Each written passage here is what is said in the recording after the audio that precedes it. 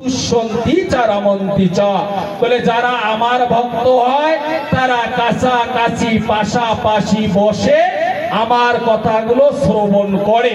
এই বিশ্বাস রেখে আমি এই ভাগবত শ্লোকটি আলোচনা করার চেষ্টা করতেছি। তাহলে শেষে কি বলা হলো? বলে বর্ণাশ্রম ধর্ম। এই বর্ণাশ্রম ধর্ম নিয়ে অনেক কথা, একটা বিষয় নিয়ে আলোচনা করতে গেলে পুরা রাত লেগে যাবে। আমি সংক্ষিপ্ত ভাবে সেই বিষয়টি আলোচনা করার চেষ্টা করতেছি। ভগবান শ্রীকৃষ্ণ গীতার মধ্যে বলেছেন, অর্জুন চাতুর বর্ণম ময়া সৃষ্টম গুণ কর্ম বিভাগস। যে হে অর্জুন, আমি চার বর্ণ সৃষ্টি করিয়াছি। যে কিভাবে চার বর্ণ সৃষ্টি হলো? বলে গুণ এবং কর্ম অনুসারে। গুণ বলতে ওই ভগবত গীতাটা পড়বেন ভালো করে।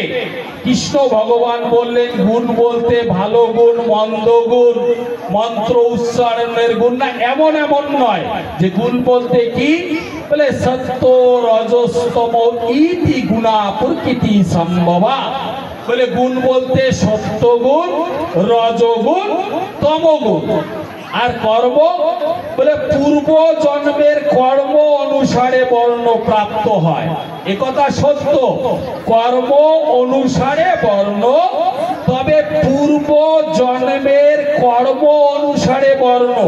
খুব ভালো করে শোনে, এর প্রমাণ রয়েছে বেদে, এর প্রমাণ রয়েছে স্মৃতিতে, এর প্রমাণ রয়েছে তন্ত্রে, এর প্রমাণ রয়েছে পুরাণে।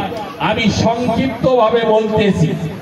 পূর্ব বর্ণ, হ্যাঁ, পূর্ব জন্মে আমরা যে যেমন কর্ম করেছি সেই কর্ম অনুসারে আমাদের বর্ণ প্রাপ্ত হয়েছে।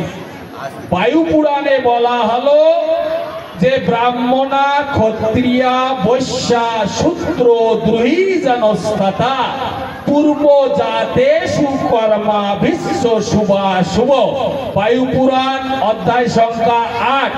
পূর্ব জন্মে যে যেমন কর্ম করেছে ওই কর্ম অনুসারে কেহ ব্রাহ্মণ, কেহ ক্ষত্রিয়, কেহ বৈশ্য।